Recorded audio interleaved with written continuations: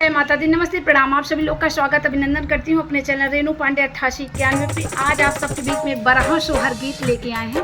गीत हमारी पसंद आए तो आप लोग मेरे चैनल को अपना प्यार दुलार स्नेह जरूर दीजिएगा। आप लोग से हाथ जोड़कर निवेदन करती हूँ, जब भी आप लोग मेरे चैनल पे आना तो मेरे वीडियो को फुल वॉच करके अपना प्यार दुलार स्नेह जरूर दीजिएगा। जय माता।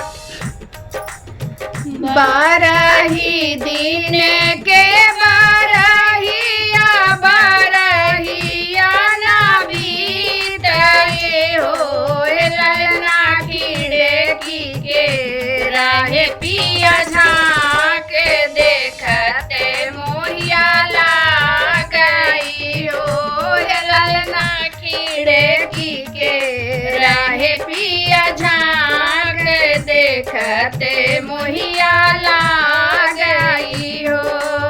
मचिया ही बैठी है सासु सरब बुढ़िया गरे हो सासु तनी लैला हमरो ललनवा पिया के मन राखबे हो सासु तनी लैला हमरो ललनवा पिया के मन राखबे हो।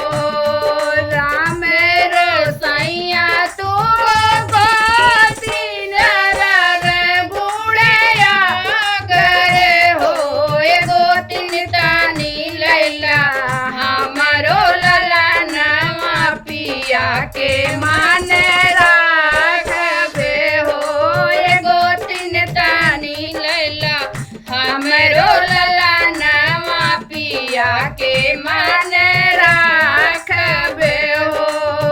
12 ही दिन के 12 हिया 12 हिया ना बीते हो ललना खिड़की के राहे पिया देख देखते मोहिया लागई हो ललना खिड़की के राहे पिया झाँक देखते मोहिया लागई हो।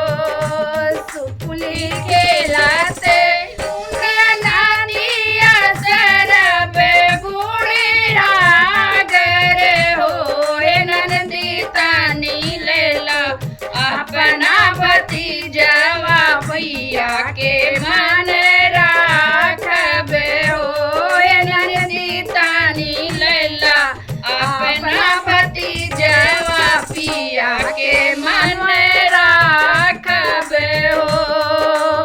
धरबैये भौजी धरब ललन रखलबै हो भौजी का उरेबू हमरा के नेगे पहिने घर जावई हो भौजी का उरेबू हमरा के नेगे पहिने घर जावई हो।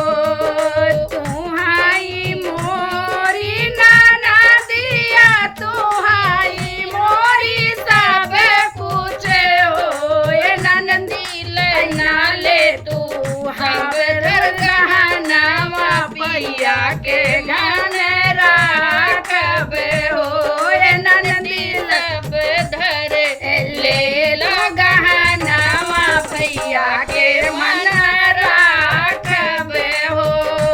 12 ही दिन के 12 हिया 12 हिया ना बीतई हो ललना खिड़की से राहे पिया जाए के देखते मोहिया लागई हो ललना खिड़की के राहे पिया जा